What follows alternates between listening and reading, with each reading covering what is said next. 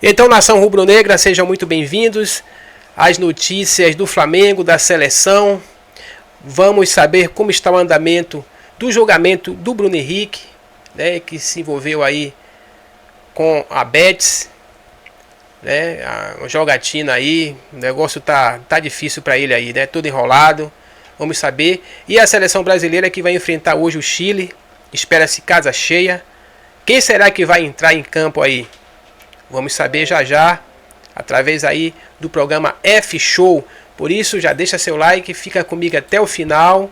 Não esquece também de ativar o sininho das notificações, se inscrever no canal. E é isso aí.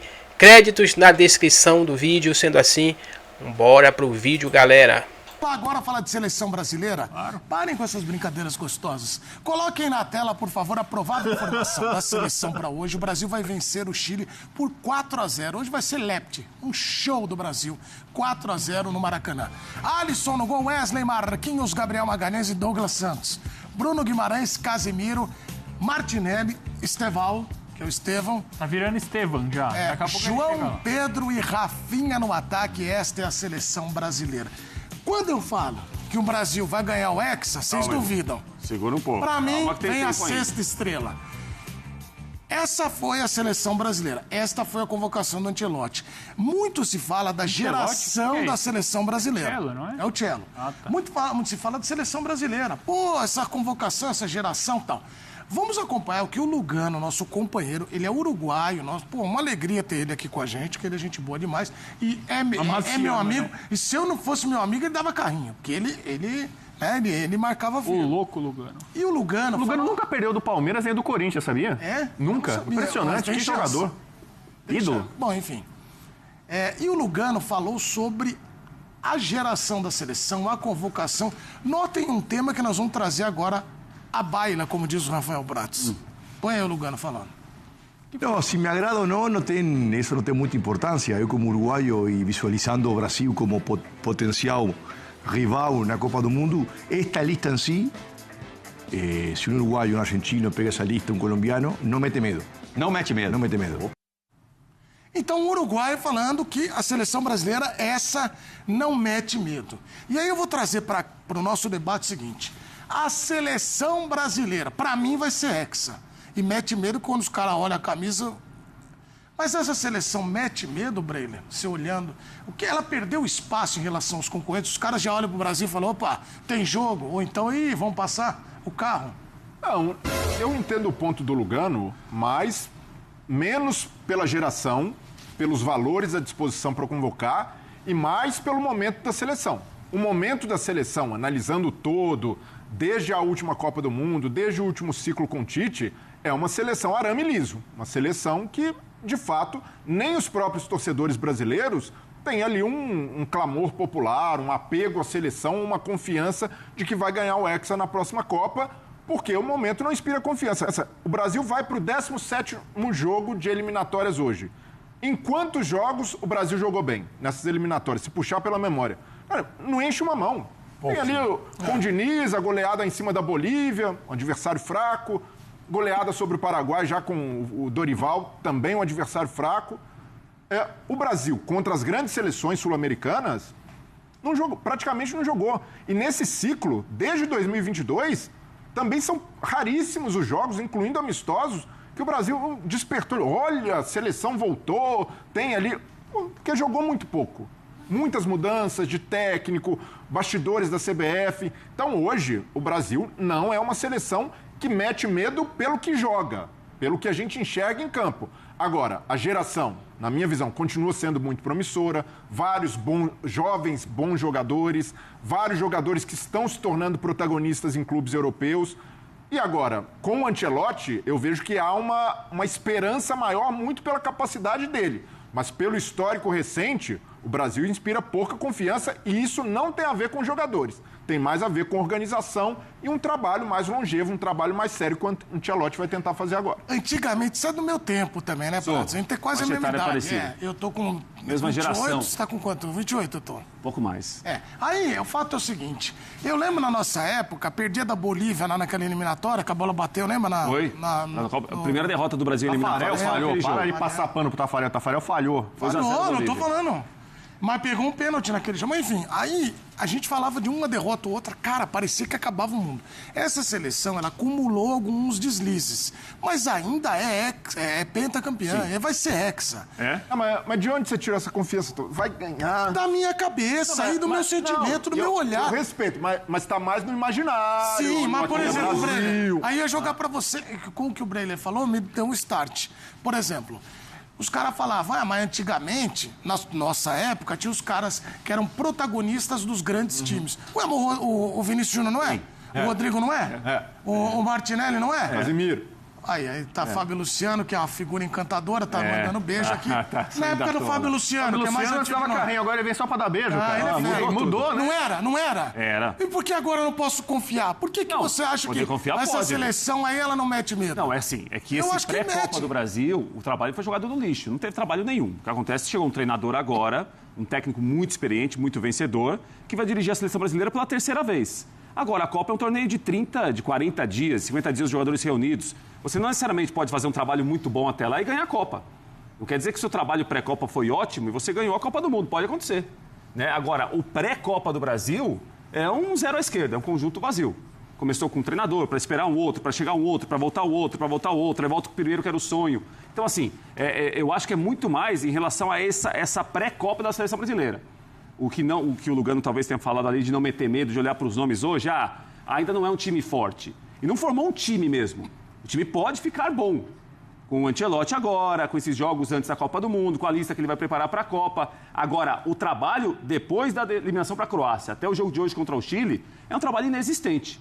É um trabalho que agora o Brasil está muito confiando no nome do Ancelotti, na capacidade dele, com a comissão técnica dele, para formar um time consistente até a Copa do Mundo. Pode acontecer, mas até agora não teve nada, quase nada. O retrato disso que você falou. O Brasil contra Equador e Paraguai, os dois primeiros jogos do Ancelotti. Jogou um futebol normal, nada de encher os olhos, e ainda assim a gente estava, o treinador acabou de chegar, é isso daí, a missão era não perder, a missão era carimbar a classificação para a Copa, mas até a exigência do torcedor brasileiro foi modulada por esse momento que a seleção mas vive. isso não tem dúvida. Edu, com todo respeito à opinião, obviamente, do Lugano, que jogou uma bola que... jogou Copa do Mundo. Exato. E também, eu acho que uma seleção que tem Carlo Ancelotti de técnico, Alisson no gol, que é um dos melhores goleiros do mundo, Casemiro, que é um dos maiores volantes da história do futebol, um Rafinha que fez a temporada que fez. Eu acho que, sendo a seleção brasileira pentacampeã do mundo, pode não assustar como não assustava, mas esse não assusta ninguém, eu discordo frontalmente. Eu acho que a seleção brasileira, hoje, eu tô muito com o que o Prats e o Breler disseram, não tem um coletivo, realmente não tem, mas assim, no fim das contas, Copa do Mundo é um torneio de 40 dias ali, é a melhor seleção do mês. Nada me garante que se você fizer um trabalho espetacular, e aqui a gente já criticou muito a gestão da seleção brasileira nesse último ciclo, que foi horrorosa, talvez uma das piores, que acho que se um roteirista fosse pegar e escrever um ciclo tão ruim, não escreveria esse que escreveu, com técnico interino, dividindo função e tudo mais, mas a seleção brasileira na Copa do Mundo mete medo, sim senhor. A seleção brasileira é a pentacampeã do mundo, com um técnico absolutamente gabaritado no seu comando. Pode ser que chegue lá e não vença, mas falar que a seleção brasileira não mete medo, pode não meter medo como metia em 98, em 2002, em 94, ok, aí eu concordo. Mas mete medo, sim. Olha, do outro lado da seleção brasileira, todo mundo... Eu assino embaixo o que disse Celso Ardengue. E digo mais, no sorteio da Copa vai ter cara olhando lá, Brasil não, quando for achar, tá lá o Globo. Por exemplo, hoje a Espanha está entre certeza. as melhores seleções que sabe. Espanha e França. Vai enfrentar a seleção brasileira, acha que os caras vão... barbada, seleção, não tá assustando ninguém. Opa, não é assim. Tá vendo como é a vida? E estamos falando de Celso Ardengue, que pegou já um futebol brasileiro de... Meu pai fala que eu não vi futebol. Então, que os caras brincam de 20 e pouco... Você tem 25, né? Você falou 25 anos. 26. Então, isso é verdade, de gerações. Já vamos pegar do supercomputador, do mais atualizado. Nós temos a melhor atualização para ele. 26, você é de que ano? 98. 98, então. Viu alguma coisa de futebol? Viu o Penta? Viu Penta, mas não me recordo. Bubu, olha pra mim. Depende. Você é vintage. Não é que você é velho, você é vintage. Classic. Você é master Eu sou São Francisco 49ers, Joe Montana, amigão. Não chegou na NFL. Não chegou na NFL. Não chegou ainda. Bubu, É. Você está ao meu lado de Celso ou está ao lado de Prats e de Breler Não, estou ao lado do Breler. Sim, mas nós uma questão opiniões. geográfica. Eu deixei você por último para que você traga esse sentimento do torcedor. Mete medo ou não mete? Olha, Brasil e Bangladesh, o Brasil mete medo. Vamos dizer aqui. Brasil e Gabão, o Gabão morre de medo. Ilha Salomão, Ilhas Cook. Ilha Salomão, Ilhas Cook, amigão. Quando vê aquela amarelinha, os caras tremem. Entendeu? Assim, você pega assim, Bermuda, Barbados, Belize, esses caras tremem, amigão. Na hora que vê o Brasilzão, caramba, os caras 5 estrelas aqui. Honduras, Antilhas holandesas. Antilhas holandesas, amigão. Ilhas Faroe. Antilhas holandesas, mais ou menos. Mas porque tem Holanda. O carrossel das Antilhas? Pode ter um Não, você tá de deboche. Você acha que a Holanda, quando vê, ou vamos pegar o Brasil na Copa do Mundo, eles não tremem, não? É o contrário. Aqui, ó, a laranja. O Brasil e a Holanda jogaram 5 vezes em Copa do Mundo. O Brasil ganhou uma com a ajuda do juiz.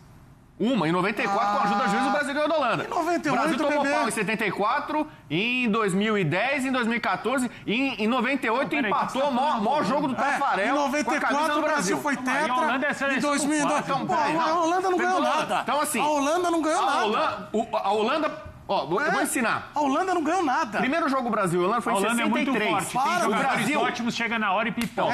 O Brasil era... Vamos lá, vou dar uma aula de história pros caras, que você falou sobre Inter e sua classe. O primeiro jogo Brasil e Holanda foi em 63. O Brasil era o bicampeão do mundo vigente, com Garrincha e tudo. Perdeu de 1-0 do Holanda, porque o cara do Holanda jogando de óculos. O cara jogando de óculos. Aí, em 74, o Brasil era tricampeão do mundo, país do futebol. Verdade. Pegou o carrossel, taca, mas tomou um banho. Bubu, a Holanda é igual você. Na então, discussão, assim, cresce, na hora pipoca. Aqui no Brasil, a Holanda vai jogar aqui no Brasil contra o Brasil na Copa 3-0, amigão. Então, assim, historicamente, então tá a Holanda não treme pro Brasil, nem quando o Brasil é campeão super. A Holanda ganhou o troféu, ganhamos do Brasil 3, 4... Não ganhou mais nada. Pega aí, o carrossel só valia pra comer pipoca. Leva desvantagem pra Noruega. Pra comer pipoca, o Brasil nunca venceu a Noruega. A Noruega pega o Brasil, não treme. O Brasil é penta, 4 jogos, Brasil e Noruega. 2 vitórias da Noruega, 2 empates. Então tem várias seleções no mundo que mesmo quando o Brasil é poderoso, não treme. Você acha que a França, se pegar o Brasil, vai tremer? A França não tremeu em 86, não tremeu em 98, não tremeu em 2006. Mas assusta um pouquinho. A França agora pega o Brasil, vai ter medo. Não vai ter medo, não. Não treme, mas assusta. Aí, eu também acho. Não assusta. Então, assim, o que o Lugano falou faz todo sentido. Ele é uruguaio e o Lugano, jogador, enfrentou o Ronaldo, enfrentou o Romário, ele enfrentou o Neymar. Luiz Fabiano. Então, assim, ele era capitão do Uruguai. Eu tava na Copa América na Argentina em 2011 e ele jogou pra caramba. O Uruguai acabou ganhando uma Copa América, não era o favorito. Muita gente falava do Brasil e da Argentina. O Uruguai foi lá e copou. Então, assim, o Lugano... O Asprilla falou isso. Quando teve Brasil e Colômbia, antes do Lugano, ele falou... Esse time do Brasil não mete medo. O Brasil, quando tinha Romário, quando tinha Ronaldo, legal, a gente jogava com o Brasil, cara, a gente ficava assustado. Meu Deus, especialmente os defensores, os caras não dormiam. Meu Deus, o que a gente vai fazer? A Suécia, historicamente, é uma seleção que é apavorada com o Brasil. A Suécia joga contra os times, joga bem. Contra o Brasil, você ficou com medo para não tomar uma goleada. Entendeu? Hoje, se a Suécia, que você sabe que tem bons jogadores, Isaac, Oquerê, sei o que e tal, pegar o Brasil, acho que a Suécia não treme, não vai morrer de medo como morria no passado. Então, essa é a realidade. O Brasil, quem que é o maior campeão da Libertadores? Independiente, el rei de copas, el rojo. O Independente mete medo hoje, só porque ele ganhou 7 Libertadores? Não, pera aí. Qualquer time brasileiro aqui hoje pega o Independente. O meu São Francisco 49ers é o maior time lá da NFL. Hoje, esse time joga contra ele e não tem medo. Ai, meu Deus, vamos jogar com o 49ers. É o maior time da história. Ele tem uma pergunta. Que pergunta você quer fazer? Não, deixa ele comparar a Independente com a seleção brasileira. Você tá falando sério. O Brasil continua com 5 estrelas desde 2002, cara. Então o Brasil há 24 não ganha. O Brasil não mete mais medo como ele metia no passado. Catar, Copa do Mundo do Catar. A Argentina metia medo? Em quem? Depende de quem. Não, a Argentina metia medo. Em quem? A gente tá falando, a atual seleção brasileira não assusta ninguém. A seleção argentina, assusta. Ciclo horroroso. Eu falei. Quem quer assumir a seleção argentina? Quem é ninguém. seleção Chama top? O Scaloni que é amigo dos caras aqui da AFA. Põe ele aí. Vamos dar um jeito. A gente vai ter uma semifinal do Aberto dos Estados Unidos, Djokovic e Alcaraz. O Djokovic tem medo. O Alcaraz hoje é top, é número 2. O Djokovic tem medo do Alcaraz. Vamos falar de O Djokovic tem medo medo do Sinner? Ele pode perder, acho que vai perder, mas medo ele não tem. O computador quer falar. Futebol. Não, o esporte, eu falo Não, a gente da fala vida, sobre do futebol. amor. O F é de futebol show. Então vamos falar de futebol. Fantástico. Seguinte, seleção argentina. Ele tá pautando esse? É o Seleção pauteiro? O nome do argentina. programa foi contratado? Seleção argentina. No último ciclo, botava medo em quem? Não botava medo em ninguém. Botava na também. Bolívia, Não no botava medo em ninguém. Paraguai, Então você tá no concordando Peru. comigo. Então, Pronto. eu falei, o Brasil contra Bangladesh, o Brasil mete medo. O Brasil contra E digo Portugal mais, hoje. Argentina. Brasil e Portugal. Portugal tem medo do Brasil hoje? Argentina. Opa, não tem? Não tem não. Portugal não tem medo, não. Jogar é... Mano, pode ganhar, pode Mas será perder. que não tem uma diferença aí? Hoje não tem medo. No Bota o passado número do nosso tinha. telefone Hoje não aqui. tem, amigão. Põe o telefone pra galera mandar Arábia vídeo. Saudita, todo esse papinho é muito legal, mas chega Põe o na Copa vídeo. do Mundo, ganha 2, 3 jogos, já muda, já fica todo mundo com medo. Quando o Scaloni começou a mexer no esquema da Argentina, começou a ganhar de 1, ganhar de 2, ganhar de 3, ninguém mais lembrava que perdeu pra Arábia Saudita, não. Na hora... Olha lá, manda o seu vídeo pra cá. A Holanda empatou 2-2, não tem medo da Argentina, não. Poucos pênaltis. O Brasil é favorito? Não, o Brasil não é favorito. Agora, é muita ingenuidade você achar que um time que tem Alisson, um dos melhores goleiros do mundo, que tem Marquinhos, atual campeão da Champions, o tal do Alex, que tá voando, o Gabriel Magalhães, que é um dos melhores jogadores da Premier League, que você gosta tanto, Casemiro, que é um dos melhores volantes da pega história. Portugal, pega a França, pega a Inglaterra. Você acha que a Inglaterra tem medo do Brasil hoje? Tem sim. Tem nada, cara. Tem Tem sim, nada. Eu também acho que tem. Medo é muito. Medo é quando você tem uma desvantagem muito grande. Rafinha pode ganhar bola de ouro. Não vai Esses botar jogadores medo do numa Brasil que seleção você citou, tem bons isso. jogadores, eles Coletiva, são muito com melhores você. que os jogadores da Somália. Impossível falar. Entendeu? Para, Bubu. Que agora é Guatemala. Não. Começar a rodar a nossa reportagem falando do caso do Bruno Henrique, né, que é acusado de supostamente ter forçado um cartão amarelo e beneficiado apostadores em 2023, está sendo julgado na STJD nesse momento. Você pode acompanhar, inclusive, em tempo real o julgamento, assistir, inclusive, o julgamento no GE. Globo. Mas a gente vai direto para lá com a Ana Flávia Nunes, que está acompanhando desde cedinho esse julgamento. E já tem depoimentos importantes para a gente tentar entender o que pode acontecer no final do dia, né, minha amiga? Bem-vinda ao Taon. Ei, Joana, boa tarde para você, boa tarde a todos. Para todo mundo entender, tá? A gente está aqui em frente ao prédio onde fica a sede do STJD, no centro do Rio de Janeiro.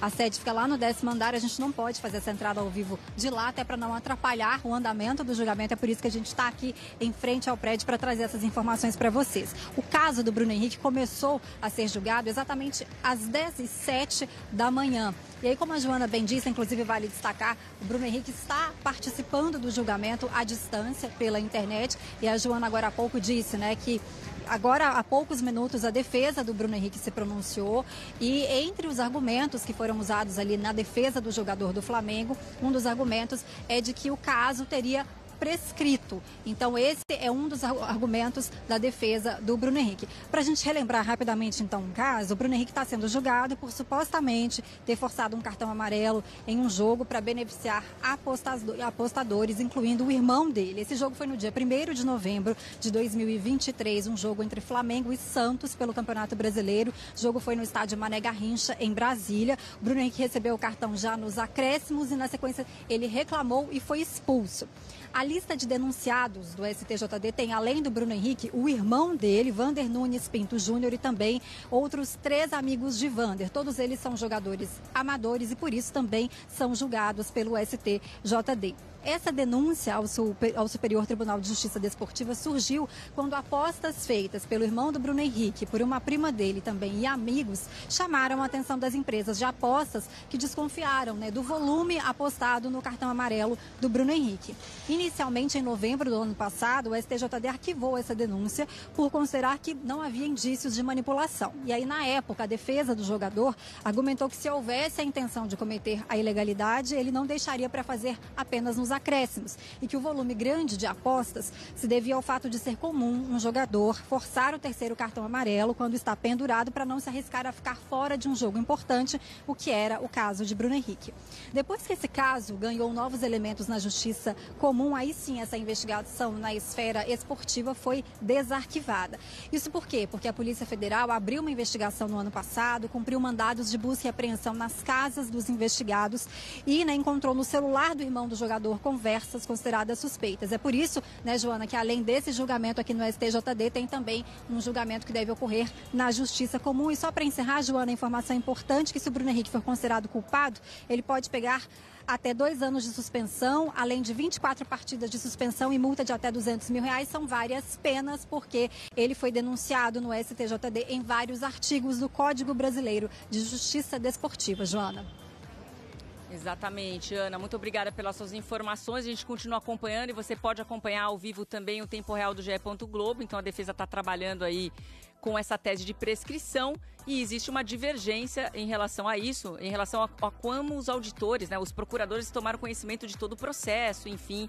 Então isso é um tema que está sendo debatido lá no plenário do STJD e a gente está de olho e traz mais informações a qualquer momento. Agora a gente vai para a seleção brasileira, porque logo mais tem Brasil e Chile, transmissão do Sport TV no Maracanã e a gente vai para lá. A gente vai para o Maracanã, não. Juliano Lima você está no hotel da seleção, meu amigo? É o Maracanã? Eu vi... Ai, gente, então tá bom, desculpa, me confundi. Tá no Maracanã, realmente, para falar do clima no estádio, procura por ingresso, vai ter show da Ivete Sangalo, vai ser uma loucura hoje aí, né, meu amigo? É isso, Joana. Boa tarde para você, para todo mundo que acompanha o Taon. Não é o hotel da seleção brasileira, mas é a casa da seleção brasileira, o Maracanã, né? A gente pode chamar dessa maneira, na verdade? Então, uma expectativa de casa cheia ali. Expectativa de 50 a 55 mil torcedores hoje aqui no Maracanã. O torcedor está chegando aos pouquinhos, a movimentação está aumentando desde cedo aqui no Maracanã. E como você disse, vai ter show da Ivete Sangalo antes da partida. No intervalo, a gente vai ter uma homenagem para os ex-jogadores que foram campeões mundiais com a seleção brasileira. Então serão homenageados no gramado do Maracanã, uma homenagem bem bacana em relação a isso. E tem uma curiosidade que estava falando, né? O Ancelotti, pela primeira vez, vai comandar a seleção brasileira aqui no estádio. Quando ele chegou na seleção, ele falou sobre esse desejo de comandar a seleção brasileira no estádio, o Maracanã, templo do futebol mundial, aquela atmosfera. Quando ele veio assistir uma partida no Maracanã, ele ficou encantado com aquilo e era um desejo dele e vai acontecer hoje, 9h30 da noite, contra o Chile. Ele vai ter esse gostinho de treinar a seleção brasileira no Maracanã. Lembrando que para o pessoal que vem para o estádio logo mais, tem que ter atenção com o trânsito, viu, Joana? Por quê? Porque o trânsito em torno do Maracanã será bloqueado a partir de 6h30, que é o mesmo horário da abertura dos portões. Então o torcedor tem que priorizar o transporte público. Metrô, trens da Supervia, linhas de ônibus. Terá uma programação especial para todos esses transportes, então o torcedor tem que ficar atento, olhar direitinho. Vai ter a volta para casa tranquila, vai estender o horário de todos esses transportes, então o torcedor pode realmente voltar para casa tranquilo e aproveitar Brasil e Chile. E a expectativa está aumentando porque tem pernambucano, tem paulista, tem carioca, tem gaúcho. Tá todo mundo aqui já, tá chegando aos pouquinhos aqui. Eu quero saber dessa expectativa, né, de ver a seleção brasileira de perto no Maracanã e com o Ancelotti comandando, ele realizando esse desejo dele. Como é que você vê o Brasil? E o nosso desejo também de receber ele aqui no Maracanã pela primeira vez, comandando a seleção brasileira. A expectativa é enorme e vamos 3-0 hoje Brasil e vamos cantar uma musiquinha pro nosso líder aí, o Lancelotti, que desde que ele chegou a gente canta. Como é que é? Ô Lele, ô Lala, Carlinhos vem aí e o bicho vai pegar. Ô Lele, ô Lala, Carlinhos vem aí e o bicho vai pegar. Vai, Brasa! Carlito vem aí e o que esperar do Brasil de Carlito? Olha, é o seguinte, a gente estava lá, último jogo do Brasil em casa antes da Copa de 2018, 3-0 contra o mesmo Chile. Último jogo do Brasil antes da Copa de 2022 em casa, 4-0 contra o Chile, aqui nesse mesmo Maracanã. Hoje é 5-0. Vamos no lastro da história, né? Essa evolução só crescendo. E pô, o Chile tá lá embaixo, né? Tá em crise, atrás do Chile, não é assim que o Galvão falava? Não estamos no melhor momento, a gente sabe disso, tem muito que melhorar a seleção, não é dos maiores elencos, a gente está aí como torcida organizada do Movimento Verde Amarelo desde 2018, não é dos maiores elencos, mas a gente sente que não tem ninguém despontando aí para essa Copa do Mundo. Então dá para disputar sim, né? Não vamos nem falar, vamos sonhar tão alto, vamos um passinho de cada vez, mas acho que dá. Vamos lá. Então, nação rubro-negra, chegamos ao final deste vídeo aqui, espero que vocês tenham gostado. Não esqueça de deixar o seu like, se inscrever no canal, ativar o sininho das notificações para ficar sempre por dentro de tudo que rola sobre o Flamengo aqui no nosso canal, sobre a seleção brasileira, enfim. Também queremos saber o seu placar para este jogo entre Brasil e Chile. Eu acho que o Brasil vai ganhar de 3-0 ou 4-1. Mas, se você tiver um outro placar aí, deixe nos comentários. Bom, os créditos na descrição do vídeo. Sendo assim, um abraço a todos, fiquem com Deus e nos veremos no próximo vídeo.